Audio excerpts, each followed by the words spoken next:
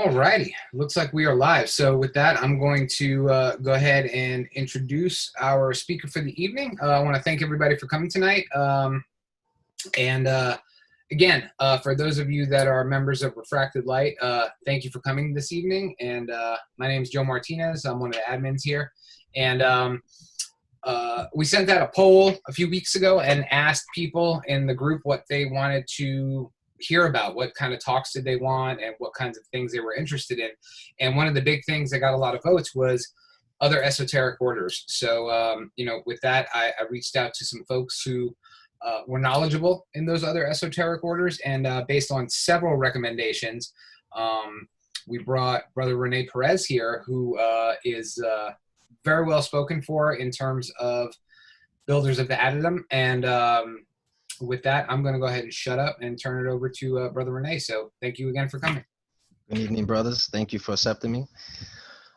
Just one quick disclaimer. I am not a historian of builders of the Adytum or poor case, so I've been in the organization Builders of the Adytum for quite some time, and I encounter a few people who has been in the order for a long time who told me some histories, of it, and a little bit of poor case.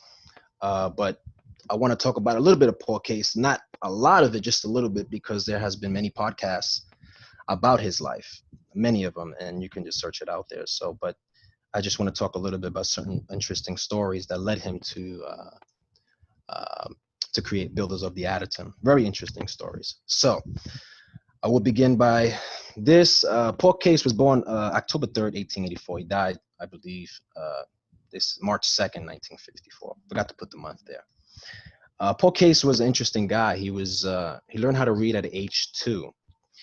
And it is said because his dad was a curator of a large library, and his library had a lot of esoteric works, and Paul Case some rumors has that he would be in there and he would encounter a lot of very rare works of his dad's library. And apparently he grew up in New York, and Fairport, New York. And I believe he didn't live too far away from the library, so he would go there quite often. And around, I would say, like 1905, Paul, he states that he'd been receiving something that he would call an inner voice. This voice was a guidance that will pretty much guide him throughout his esoteric works. Pretty much every time he goes to a library, this voice would actually guide him to tell him which books to pick and like stuff like that. And he pretty much add that it was his subconsciousness. There was this voice was his subconsciousness, this inner voice throughout his whole life that was guiding him. And in around 1909, Paul, let me see if I find this little, around 1909, Paul Case, he was Chicago. He was in Chicago. And this is an interesting story. He encountered a stranger. We know today, you could call it a stalker. And because Paul Case, he was a great musician. He was, that was his thing. His thing was all about music. But he would get paid for this type of things. And he would, at the same time he would travel, he had time reading a lot of esoteric works from his dad's library. He would bring it with him during the road and just read it, read these things. He was very, very well read. And one day he was in Chicago. I believe he was going to a theater, and while he's waiting for the cab, a stranger encounters him. And the guy's,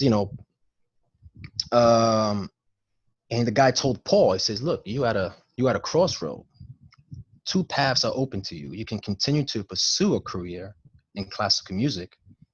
You will be successful, and you will live a life of relative comfort. Or you can dedicate yourself to unswervedly serve humanity and play a vital role in the coming Aquarian age. If you choose this path, you will be given the task to reinterpret the teachings of the age's wisdom and put them into a form more accessible to modern seekers. This journey of service may be difficult with many tests and trials, but in the end, I can assure you that you will not starve." So this was at this point, this started the journey for Paul. he started reading on tarot, because I don't know if anyone knows about Paul Case, but Paul Case is considered one of the best tarot enthusiasts of the 21st century. And this guy was, he was pretty much very, very deep into it. And one day he was during this period, Paul was going in a session of meditation of reading Kabbalah, and he realized that before this, let me just say this. And around when he was 16, he had a friend named Claude Bragdon, and this guy asked Case of, where do you think, because they used to play cards, playing cards, and he asked Case, where do you think the playing cards come from? And this actually started the journey for Paul Case to study all the origins of tarot and where did they come from, et cetera, et cetera. And so Paul Case became well acquainted in Kabbalah. He became well acquainted in all esoteric, especially in Hindu and yoga practices. He actually was, before he got into anything, he was really heavy into yoga practices and Hinduism. He would study Kundalini and stuff. And but one interesting story, he was during this period around when he met around 1909. And the guy that he encountered, his name was Robert Flood, Dr. Robert Flood. Not the Robert Flood as we know as the Rosicrucian Robert Flood, but this guy was a Chicago surgeon. It's interesting that he had the same name as the guy. But during this period in 1909, he went into a meditative state. He was meditating on tarot and aspects of Kabbalah. And during this meditative state, he had a vision of his past life. And while he's having this vision of his past life, he sees himself as an old man, and he sees a copy of Yetzirah, the Sefer Yetzirah.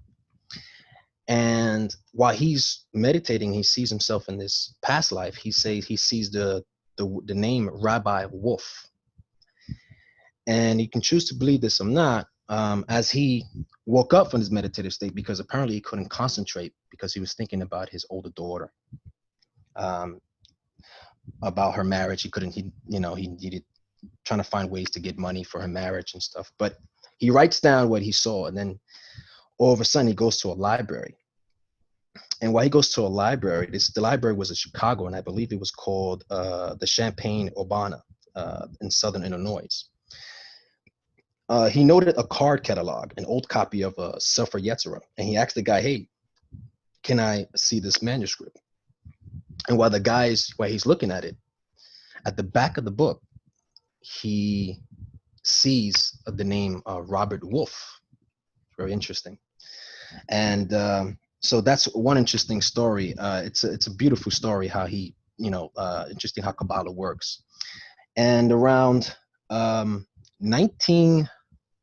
I believe it was in one other story was when he started writing on tarot card. He started writing on journals and articles of he met a man named William Atkinson. I don't know if everyone knows. I know everyone knows William Atkinson. He was the guy who wrote the Kabbalion. He started writing for an article called The Word, and this article he published on tarot. After he started reading, he became very heavy on it for quite some time. And while he started writing this, he published it on this article. A lot of it caused a stir in the esoteric community, especially in the Golden Dawn and all these stuff. And because while they reading it, they were like, wait a minute, is this guy? They thought he was a renegade initiate or something like that, or he broke his oaths, because he actually was writing about the correct the way the tarot cards, the way they number, the way they're in order. He started writing them. And he met a man in New York City, Michael Whitty, when he went to New York City. And this guy, Michael Whitty, was the one that read the article.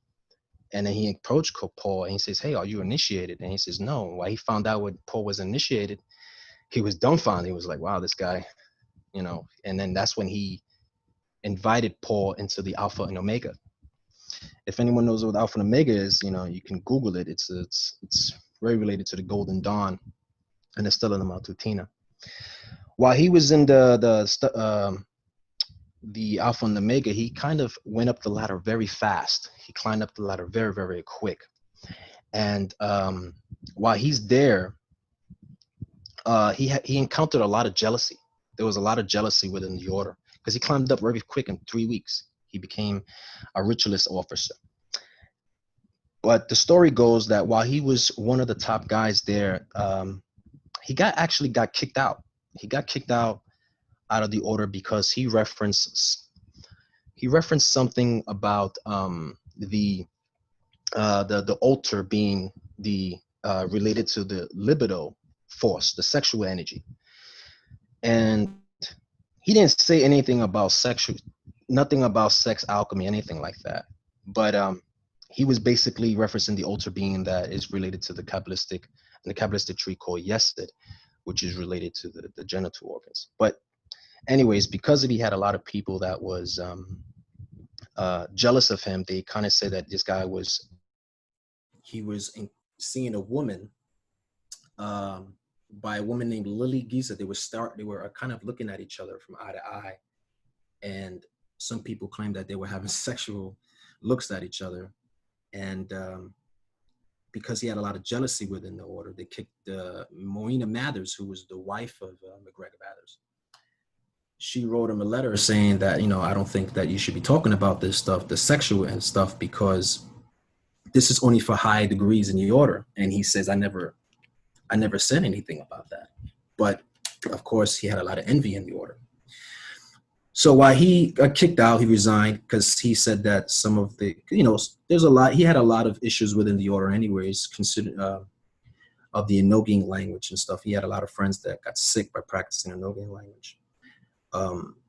But while he left, and Marina Mathers got upset because he said that most of the teachings and rituals of the order is not really secret. He said he actually found them in the library that he was in.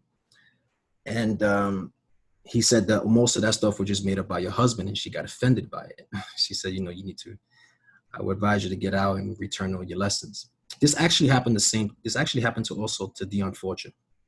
Well, anyways, while he left, around 1921, because he got kicked out around that same year, he encounters a phone call. A phone call.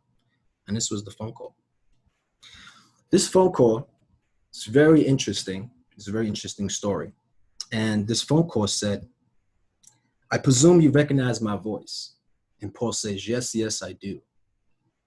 And the voice says, would you like to meet me? And Paul says, yes, indeed. This voice was the voice that's always guided him throughout his whole life since he was a child. In fact, I forgot to mention this, when he encountered Robert Flood said that he knows a lot about him because they have the same master, which is the voice. And Paul was very impressed that the guy knew a lot about him. So this voice tells Paul to meet him at the Waldorf Astoria Hotel. And that's what they met, which is this was in 1920, 1921, or around that year. It could be a little earlier, some say. But while he's there, he encounters this man. And while he's in the room, the man knocks on the door, and Paul Case opens the door. And this guy, he claims that his name was Master R, or Rakosi or Saint Germain. Very interesting story. So while Paul Case is bowing to this man, the guy tells him, you don't have to bow. I'm just a man just like you. You don't have to bow to me. And ever since then, they've said that Paul Case trained under him for about, I think 2 weeks. And after this time, Paul Case he started writing heavily on the courses, and this is at the time when he created his own order, not Builders of the Adytum, because Builders of the Adytum wasn't the name. It was called Ageless Wisdom. It was very secret, very, very secret. And the Ageless Wisdom, and then I'm trying to go by memory here. So 1922, there it goes, 1922, he founded the order, Builders of the Adytum, in 1922, in the Lunar Equinox.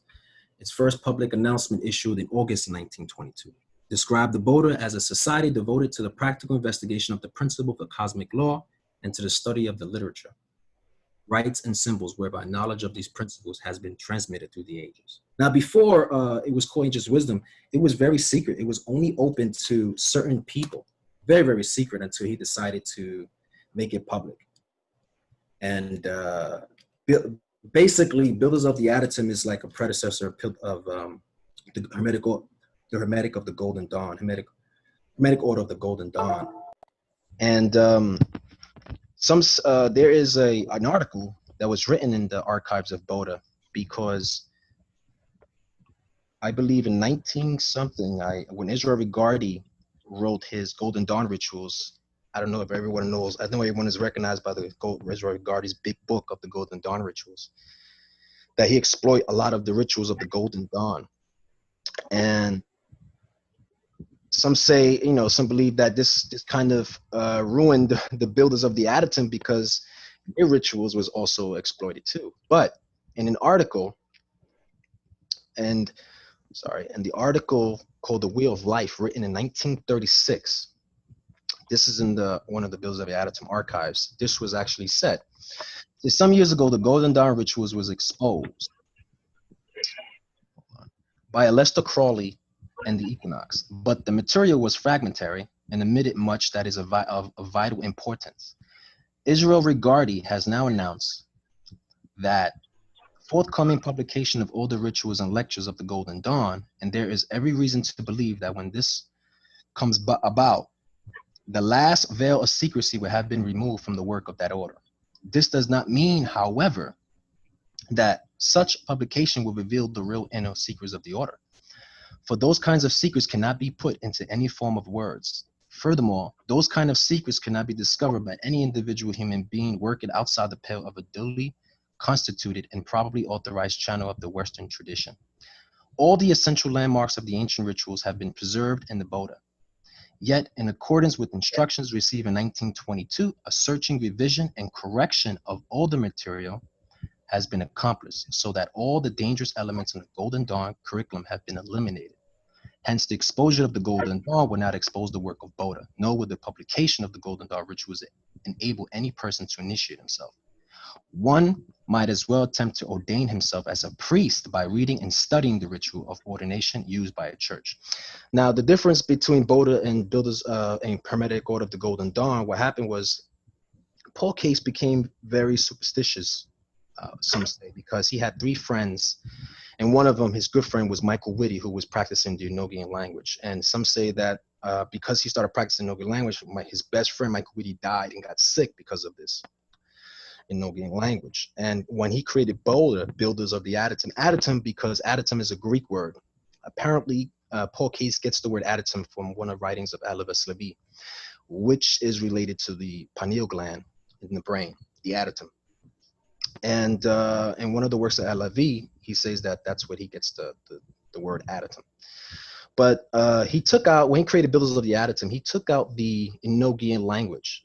He basically believed that you can get the same effect by using Hebrew language, by intoning certain Hebrew, like Adonai, Elohim, etc., that can actually enhance spiritual energies within the Boda and within the circle. Because we do this in Prenales, and I will get to that in a few minutes. So that was when he kind of created the curriculum. That's was from in 1922 was when Boda was created. But I just wanted to put it out there about that. Regardie, when he published those rituals, people thought that some of the rituals of Boda would be exposed. But when he met Master R, apparently, if you choose to believe it, I'm really not sure if he ever encountered such a man.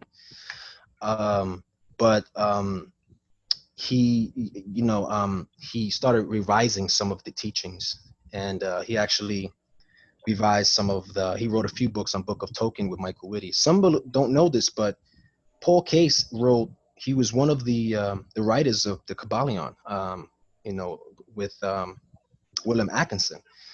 And according to the Boda archives, and according to Paul Foster Case's wife, Harriet Case, she says the third initiate, because the Kabbalah's third initiate was Michael Whitty, or some say it could have been Master R, but she says it was Michael Whitty who was the third initiate. Some believe that Paul Case states that he didn't actually write it; he actually started encountering the writings by channeling, and that's how he started writing the Book of Token. And some say that he probably used a Ouija board, because the Book of Token is a book of tarot cards for meditative purposes, and you can actually buy it online. Very beautiful book, very, very, very interesting stuff. I love it. It's one of my favorites.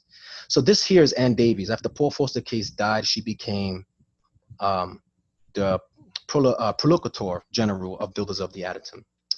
She doesn't get a lot of respect in the esoteric world, but to me, she's one of the great occultists of a woman. After like the unfortunate Blavatsky, she should also be in there. The reason she don't get a lot of respect, because she hasn't really wrote a lot, a lot of works. And in the order, they do sell one of her books. She wrote maybe one or two books, but she is a great talker. Some of her meditative things are in YouTube. You can just YouTube it. She has a few videos on it that you can encounter. A lot of it like chantings of Hebrew languages, using the middle pillar. That's one thing. A lot of people think that the Boda doesn't have the difference between Boda and Hermetic Order of the Golden Dawn. Boda is not really ritualistic as the Golden Dawn is, but the middle pillar is there. And it's a little different than the Regardi's middle pillar, but it's basically the same. So, and when Boda first started in 1922, the first time it was published by the first published article was this. It was called the Trestle Board. Bills of the Adytum Trestle Board. This is called The Truth About Itself. I want to end the presentation with this, because I didn't want to make it too much slides, but this is a great meditation. If you zoom in, you can probably see it if it's hard to see, but these 10 meditative states are helpful meditation every time we do in the pronaos for the Builders of the Adytum. This was the first article that was published by Builders of the Adytum, which called the Trestle Board. This is called The Truth About the Self. These are related to the Sephiroth and the Kabbalistic tree. With us in New York City, there's not many states, many places of pronaos in many states. Like in New York, we have a pronaos. Pronaos means before temple. Most states only have a study group. There's not many temples. The only grand temple is in Los Angeles.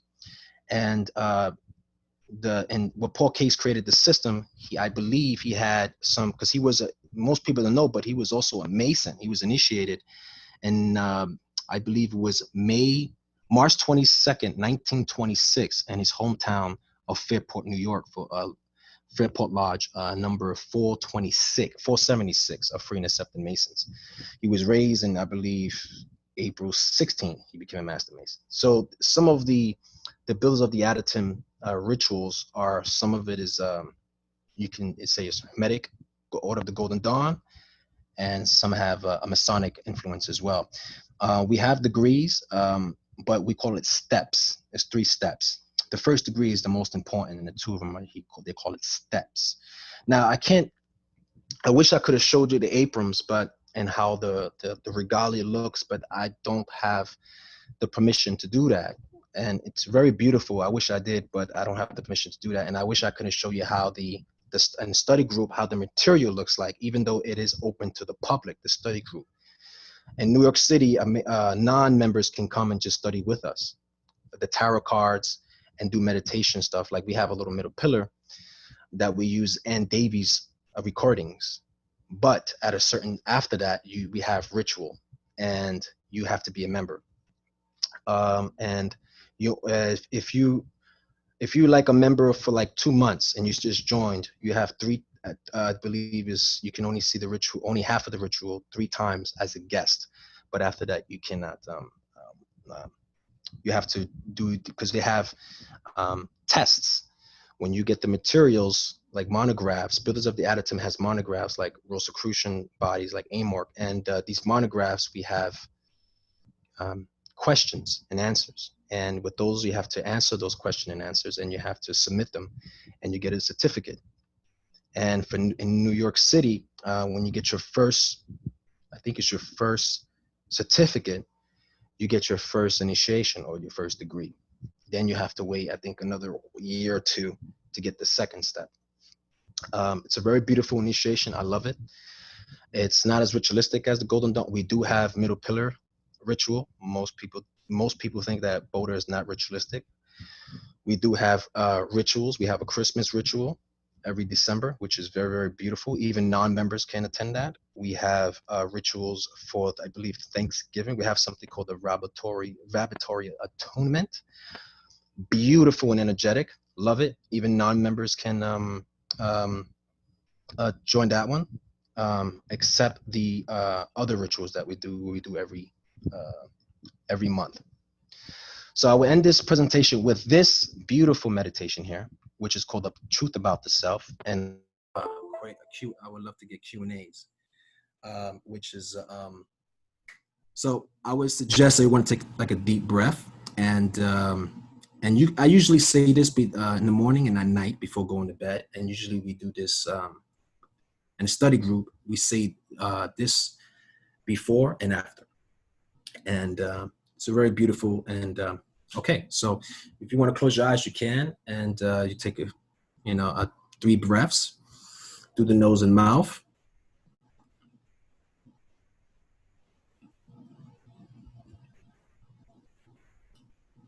And this is the truth about the self. All the power that ever was or will be is here now. I am a center of expression from the primal will to good, which eternally creates and sustains the universe. Through me, its unfailing wisdom takes form in thought and word. Filled with understanding of its perfect law, I am guided moment by moment along the path of liberation. From the exalted riches of his limitless substance, I draw all things needful, both spiritual and material. I recognize the manifestation of the undeviating justice in all the circumstances of my life. In all things great and small, I see the beauty of the divine expression. Living from that will, supported by its unfailing wisdom and understanding, mine is the victorious life. I look forward with confidence to the perfect realization of the eternal splendor of the limitless life. In thought, in word, in deed, I rest my life from day to day upon the sure foundation of the eternal being. The kingdom of spirit is embodied in my flesh. So I will open to Q&As, and I get some great questions, because I actually respond better with questions, and hope you like it.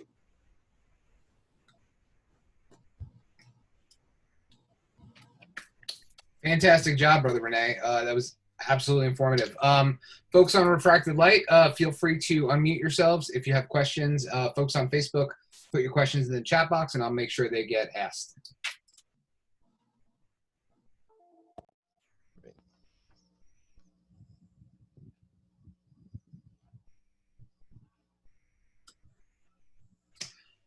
And I see people typing on Facebook. I'll go ahead and kick things off with the first question. Brother Rene, you mentioned dangerous parts of the Golden Dawn ritual. Can you elaborate on that a little bit? Sure. So I think that Paul Case was just very superstitious. He claims that he came superstitious after Michael Whitty died. And he claims that because Michael Whitty started doing Nogian language, he claims that he got really sick. I think he died from cancer or something. And that's why he believed it was very dangerous. He actually was kind of questioning the practice of the Golden Dawn, because he claims none of it was secret. He says that they just got their stuff. He actually can just get most of their stuff from the library. It's nothing really secret. You can get the same effect by just using the Hebrew language. But that's his opinion. I know many people in the order, and they never have any type of sicknesses or anything like that. There's only 3 people so far that has been sick. But according to this is all come from Paul Clark's book that he claims this. Great, thank you. Mhm. And I see first question on Facebook. Brother John would like to know, in your opinion, what's the biggest differences between Boda and Hermetic Order of the Golden Dawn and Masonry? What Sure. are the differences? So I would just say the difference between Boda and Hermetic Order Golden Dawn is that Golden Dawn is way more ritualistic. Very, very way more ritualistic than Boda. Boda is not as ritualistic. I think they only have maybe like one ritual. And I wish there was more pronails around stakes so people can see it, but it's not many, unfortunately. But we do have maybe like one ritual, and that's about it. But we do have other rituals, so those rituals are really open to the public. Now, for Masonry, I would say the difference is, well, we have 3 steps. We have the 3 degrees, but it's very, very different. I would say that now for Masonry and Boda, we way more kind of pretty much ritualistic, and we practice more on the mystical side. You know, we concentrate more of the breathing, we concentrate more of the subconsciousness. There is a saying in Boda of subconsciousness is amenable to suggestion. It's always just amenable to suggestion, because whatever you think in your subconsciousness, you can manifest. This is a practice of tarot. But yeah. Great, thank you. And another question on Facebook, and from Brother Robert, he asks, Rene, as someone who has been in the correspondence courses for 6 years, what have I missed out, quote unquote, not attending group or lodge? Or A lot. I would say a lot. The only thing is that the beauty of the study group and the study group is that you meet people from different parts who are not members at all. And it's beautiful when you have a group of people and you all together we do the meditation, like the middle pillar ritual, the chants of certain Hebrew words like the Elohim and Adonai, which is related to the Kabbalistic tree, and the colors of the Kabbalistic tree. Beautiful, beautiful experience. And then the lodge is also beautiful. I can go into the ritualistic part, but it's a beautiful feeling when you get into it, and it's something that it's hard to explain, but you really have to be there. But yeah, he's missing a lot, I would say. All right, so Robert, you are missing a lot. Hope that I had a question for myself. So someone who maybe is interested in Boda, and let's take Robert's example. It doesn't have a Pronaeus nearby. What would you recommend, or what would the steps would be to delve more into Boda and getting questions answered and things like that, other than just calling you? Oh no, it's so some of the Boda materials has been published into books. There are some materials out there that the lessons been published into books. There's one called The Fundamental of Tarot. There's one, The Ageless Wisdom of Tarot, I believe. The Book of Tokens has been published. His book on the Esoteric Alchemy has been published. These are some of the materials. And I would say just read his materials first before joining. I'll be honest with you, because Boda is really not easy. It's very, very difficult. You know, ever since I never thought I would ever learn how to read Hebrew. I thought Hebrew was an interesting, hard language. And I became pretty much good to read and write Hebrew. And how you do that is when you color your cards, the tarot cards, which is a technique. When coloring them, the cards become part of your subconsciousness, and you can actually read the tarot of the each Hebrew letter to each tarot, and it does something to your subconscious. You memorize each word easily, and you already know just by looking at which Hebrew word relates to each card. It's a very, very beautiful technique. But I would say, read the books that's already been published before joining, and some of the works that has been published. Not all of them, but some. So, Brother Rene, if you could do me the favor after the presentation, if you can message me the links to the books, I'll be happy to put them on Facebook on the event page, so people can go find them and purchase them if they like. People always ask where to get the books that people talk about, so would love those as well. Rene. Oh, go ahead, Clint. Sorry, I thought you was going to take a breath, Joe. No. Rene, as someone that's doing the correspondence courses myself, do you have any suggestions on starting a study group, just Great question. kind of semi-locally? Great question, actually. So in order to do that, you need to have a I don't know where you live. If it's, where do you live? What state you live in? I live in North Carolina, Western North Carolina. Okay, so I'll give you a great example. There was some people from Canada that were trying to open a Proneos because they only have the study group. In order to do that, the closest to them to get the rituals and to learn the rituals and initiations, they had to come to New York City, which is where my Proneos is. And they had to learn from us the rituals and get the materials, learn it, and then go back to Canada and open their Proneos. That's how they had to do it. I would say you also contact the Grand Temple, which is in Los Angeles. Contact them as well, and contact the closest one that you can travel to if there is a temple Proneos close to you, and learn from them and see if you can get the rituals. Or you can come to New York. I think Chad had a question as well. Sure.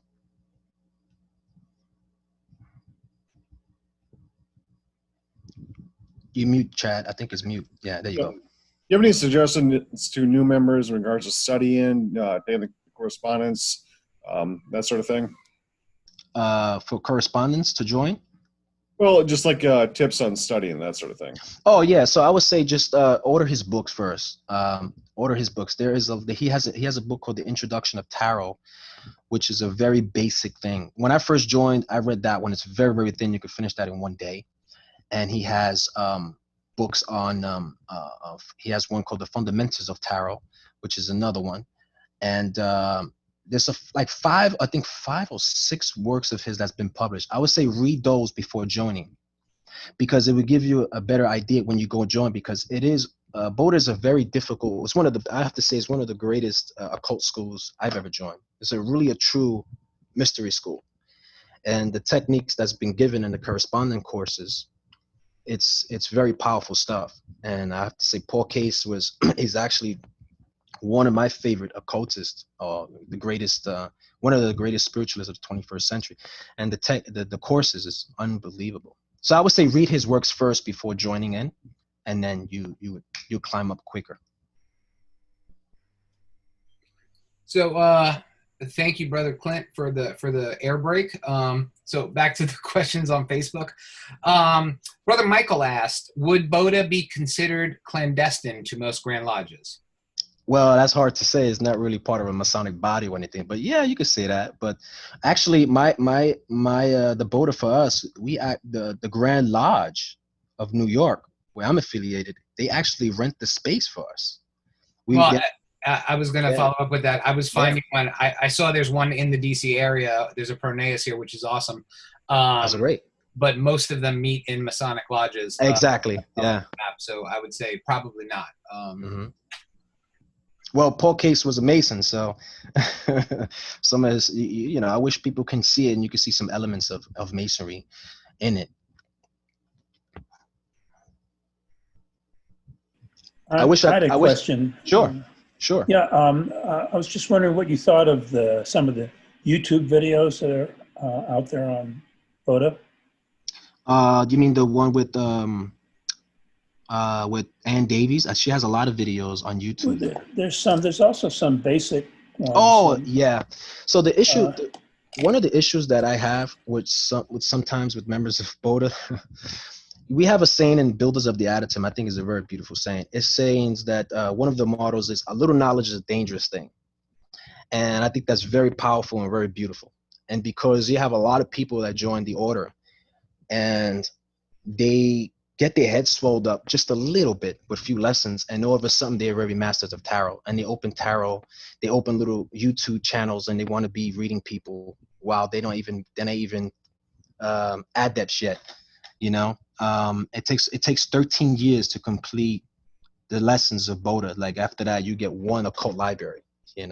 So you have a lot of people that would join the order, and they get their heads swelled up a little bit, and now they know everything. Now they tarot masters. And that's why Case, he states that a little knowledge is a dangerous thing, and it's probably one of the beautiful things I've ever seen. But I've seen them on YouTube, and I don't really agree with a lot of them. Paul Case states, And I wish people could read his works, that tarot was never for divination or monetary system.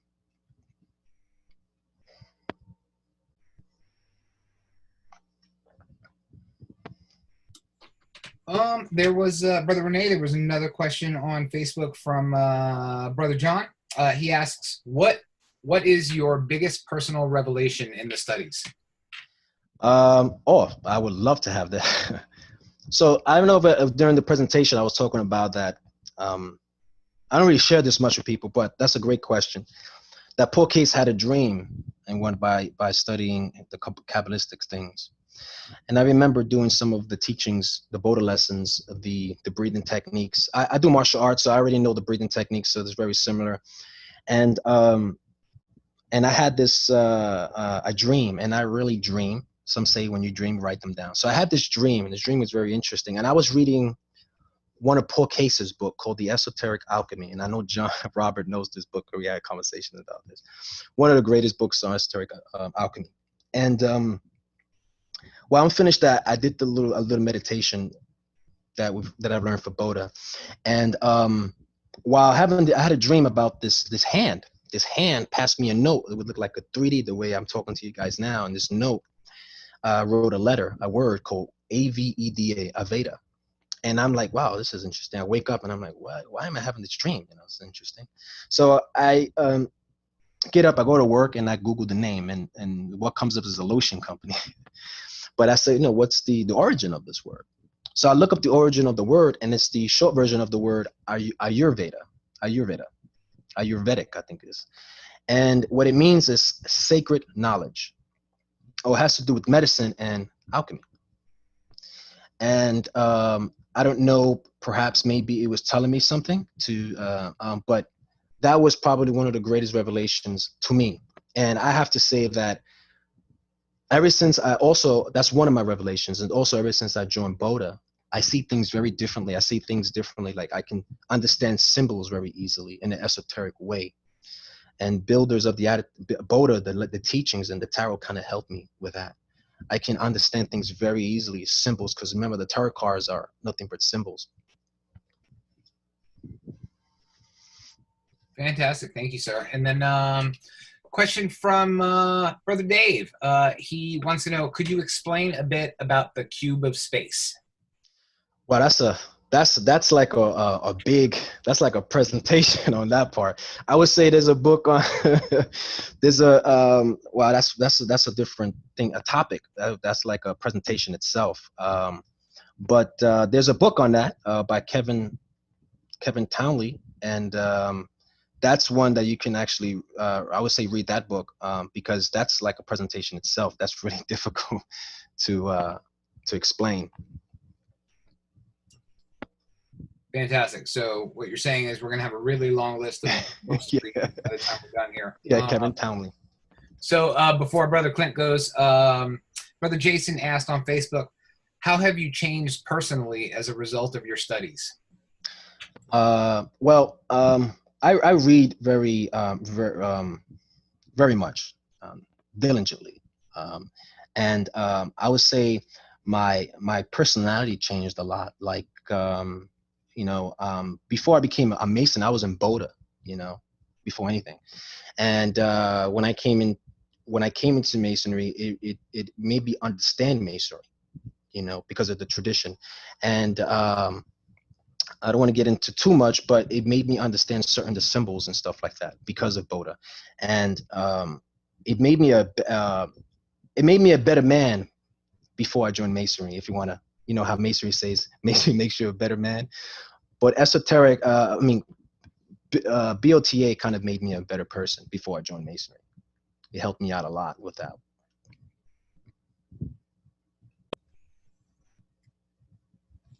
Go, Clint. All right. Hey, Rene, after doing the Boda studies on Terra, do you find Paul Foster Case's deck to be easier to read than the Rider-Waite-Smith deck? And which deck is your favorite? That's a great question. Very great question. So Paul Case, he actually talks about, he says this a lot. He says that he actually quotes a lot of Alaves Levi stuff. He was a big fan of his. And he claims that a lot of people use Levi's ideas, like Pappas, A.E. Waite, I believe too. But he says that as a great occultist as Elvis Levy was, and you read his stuff, he was writing things in the parables. So he wasn't revealing things to the public. He was actually writing things in a very allegorical way, and it's only for the ones who had the eyes to see. And that he wasn't allowed to. He was under oath, so he couldn't reveal anything. It was purposely to confuse the reader. So A.E.'s weights, if you look at A.E. weights and you look at the full card, the number 1 card, you would notice that the 0 is on top of the card. And in Paul's card, the fool is actually the 0 card. So A.E. Waite had some knowledge of it, but he just I some believe that he probably was under oath, but I would say that Paul Case was the one that he says that he recommends everyone to start with A.E. Waite's card. But my favorite is Boda deck. But I use A.E. Waite's deck more because of it's just more easy for me to use. But I love Boda's deck best. But the difference is that that he was saying that the fool was that the magician was related to the Hebrew word aleph because of the position that the magician was making. So if you look at the body of the magician and the old cards, you notice that he looks like the aleph letter. That's why that they claim that he was aleph, and I think the fool card was the shin card, but his aleph is actually the fool card. It makes sense that he's the fool card. Yeah, I agree with you on that. I like reading Waite. It's a lot easier right off the bat. Right off the back, yeah. And of course, the Golden Girls Tarot for Joe. He likes that one. Oh, yeah. He agrees that his cards, Pamela Smith was a better artist than his card. Yeah, he agrees with that. Thank you, sir. I don't see any other questions on Facebook. Zoom folks, any other questions? Robert Schiff. Yeah. Oh, sorry. Yes. He's a mute. I think you're on mute, brother. Robert, you're on mute. Yeah. There you go. Can you hear me? Yes. Yeah. Brother Rene, The True and Invisible Rosicrucian Order is another great book. My favorite. Favorite. Yeah. Every Mason should read that. I agree. I totally agree. It's his magnum opus. Mm-hmm. Yeah. Very heavy. Which one you have? You have the thin. There's 2 of them. There's a thin one. I have 2 of them. Yeah, I have. Oh, you have. Okay. I have the big one, and I also have that one that was his original, 1926, I think. That's the one. Yeah. That's the best one. I have written so many notes on that stuff. It is probably the best thing. It's a beautiful book. Yeah, it has the color correspondence in it and everything. It's well done. And for the meditations for the Kabbalistic tree and the path for self-initiation. Right. Yeah. Right. Yeah, but Paul Foster Case, I mean, anybody that's interested in Tarot, I highly recommend that his school of Tarot there's no one that matches it. It's outstanding. Even Manly Pihor says it. Yeah. Manly Pihor gives him some say that, I'll tell you this, there is he wrote a lot of corresponding courses for some orders apparently. And they said that he wrote things for AMORG, but it's unknown when. They don't know which courses. I do think I know which, but they say he wrote some correspondence on Kabbalah, and because they have their own tarot, but yeah, they say he wrote of it, but no one knows. They're unsure of the year and time. And I've been involved with the Golden Dawn for years now, and I actually think Boda complements it. I agree. I'm not too Enochian myself because I personally, even before I knew where Paul Foster Case stood on it, I didn't feel easy around it. So I've never really delved into that personally. So you can see why he would say that. Yeah, I think it's dangerous, especially if somebody isn't totally has a firm foundation on their life. I think it's a little dangerous to be messing with, personally. Oh, I'm happy to hear that from someone from experience. Yeah. So, you got to be, I've seen people shoot up in some of these degrees that really didn't even get out as a lottery yet. I mean, their own, they can't pay their gas bill, and they're, to me, you got to have your reality in the real world, quote unquote, under control before you go into the mystical realms, my personal opinion. And I would say if you're not mentally, physically, and spiritually strong, it would try to drive you crazy, right? Exactly. Yeah. Mm-hmm. Yeah, exactly. So you have to have a mature mind and a rational mind. I agree. Totally agree. Excellent presentation, brother. Really appreciate it. Oh, thank you so much. Thank you for your questions. Thank you. Thank you. We got a couple more folks who want to ask questions. Brother Ruben, go ahead and unmute yourself. Hello, and thank you. Brother Rene, wonderful presentation as always. My question for you, and this might seem like a very basic question, almost embarrassed to ask it, but how did Case pass? What was his, did he go peacefully into the night? This is related to the fact that he sort of decided Enochian magic maybe was not the way to go. Sure. I would definitely love to answer that question. Some say, sorry, my dog is there.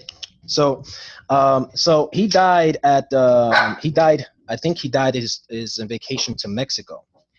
And the only people that were able to see his corpse, they say he died of a heart attack, but the only people that was able to see his corpse was his wife and an FBI friend of his. And it was said by Paul Clark, who was at the time, he was one of the top guys of the order. He said that he asked Harriet Case, about that question. And she said, we brought somebody home that day, but it was only those two people that were able to see the coffin, not everyone else. So that's one little thing I would say, but there's not much information about how he died. I know that he was buried in Los Angeles. His tomb is there with the Masonic symbol and stuff. Great, thank you, sir. And then Brother Francisco, you have a question. Yes. Brother, I was wondering if you have encountered a technique in Boda that helps you modify your subconscious mind and, just erasing all these bad things that one has acquired through life, probably before initiation. And is there one, brother? Yes, in there Boda? is. Yes, there is, brother. And the study group, we use a lot of, and there's recordings of Ann Davies. Some of the recordings I would say on YouTube are only to study group. Not many have been released on YouTube. That's only for members. So the ones that you see are just history of some of the Kabbalistic tree. But there is a technique that Ann Davies has in meditation videos that only prenatal temples are able to have. And these techniques, they are very similar to the middle pillar ritual. And it's the most beautiful experience because she guides you through the tree, and she guides you through the color of each Sephiroth.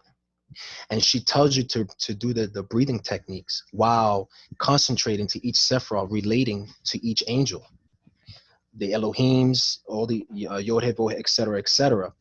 And that is probably one of the beautiful exercises that we have that actually helps with that. It's very easy to empty your mind, right? Because, you have troubles with work, life, and things like that.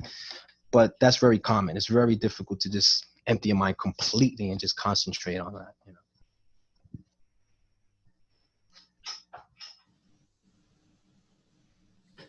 Brother, can you hear me? Yes, I can hear you.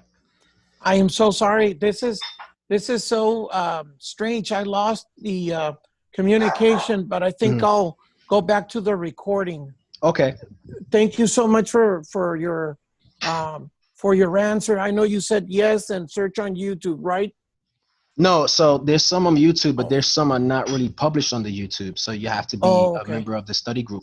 If you're in the study group, you're definitely you see the some of her meditation videos. I mean, well, you listen to it, and it's like an instruction that they play in a little radio, a CD. Only prenales temples are allowed to have those CDs, not individuals, only for prenales. Thank you so much, brother. You're welcome. You're welcome. Brother Rene. Yep. Interestingly enough, I just found a connection between a book that I read probably about 20 years before I became a Mason. And I just realized just now, and I lost that book, couldn't find it, forgot the name of it, forgot the author until just now. So this is a pretty profound thing for me. And I'm not just saying this, there's a question there for this, but the Great Seal of the United States. Beautiful book. That's beautiful. That was the seed for me to do my research in esotericism and becoming a Freemason.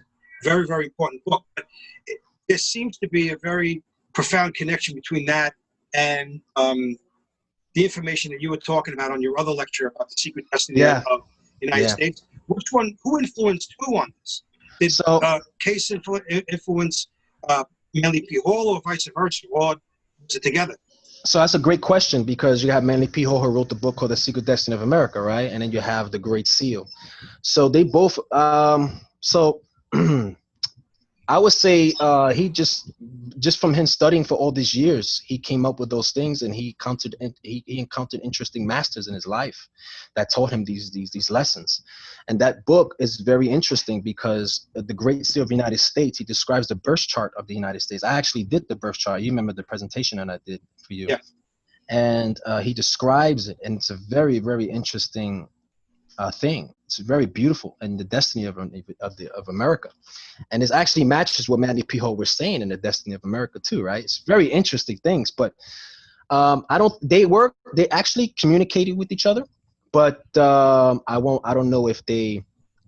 I know Manly P. Hall was a fan of his and his tarot. Well, Manly P. Hall has his own tarot as well, but I'm not sure if they kind of exchange anything. So we need to get together and talk about the possible connection to what's going on now, because what he had said about the seal, meaning the reverse seal with the pyramid, yes, the unfinished pyramid with the triangle and the all-seeing eye in the center, as not only symbolic for the destiny of the United States, but the actual symbol itself wasn't revealed until I think 1950 or 1951.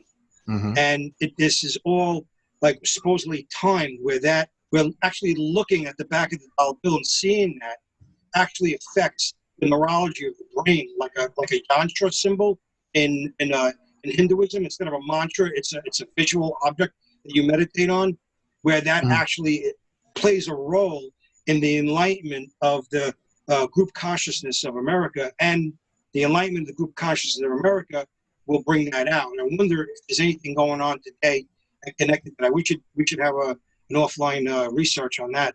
That would be beautiful. That would be beautiful. Yeah, I would love to. So you hit me up, and we can definitely have a good conversation on that one. Yeah. Thank you, Michael. Thank you.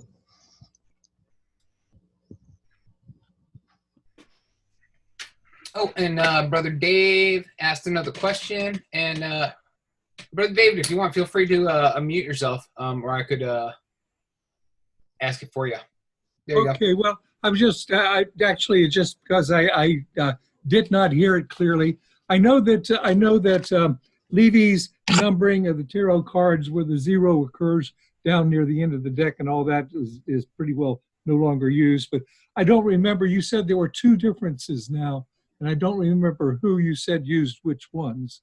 Could you repeat? Sure. It was, I believe, well, Levy wrote on one of his books of some of the tarot, the numbers of in order, but apparently, according to Paul Case, he did that purposely to confuse the reader because he was and A.E. Waite did that system, and Pappas, I believe, in the Bohemian tarot, he uses kind of the same technique of that, but Paul Case, I won't say criticizes Pappas, but he says that Pappas wasn't really a tarot person, so he had it confused as well.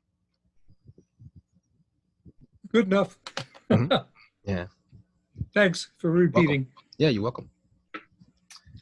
Any other questions, folks? I see Robert trying to unmute himself, I think.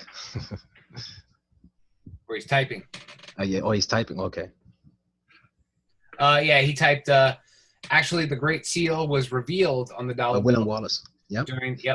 Yep, that's and very, very true. With the Freemason. Yep. Yeah, most people don't know that Novus Ordo Seclorum is actually from Virgil. And most people think that, you know, Boda, they use New World Order, but doesn't really means New World Order. It actually means the New Age of Man, which relates to the Age of Aquarius, et cetera, et cetera. But that comes from Virgil. If anyone knows who Virgil is. I think everybody here knows who Virgil is. Yeah. Dante's Guide. Yeah. That's right. Awesome. Any other questions for Brother Rene? Awesome. Well, Brother Rene, this has been a absolutely fantastic presentation. Thank you so much for doing it for us. Hope we can have you back again and, you know, to discuss other stuff. I think everybody loved your talk, and I personally thank you for coming on to Refracted Light and doing this for us. So you definitely have some homework. You have a list of all the books that you discussed. Would love to get what those are so I can send that information out to the folks. And yeah, with that, I'm going to go ahead and say goodbye to everybody on Facebook. I'm going to stop streaming and stop recording. And for those that want to stay and shoot the breeze, feel free. And again, Brother Rene, thank you so much for your time. It was a wonderful presentation. Thank you, Joe. Thank you. And thank you for all the great questions.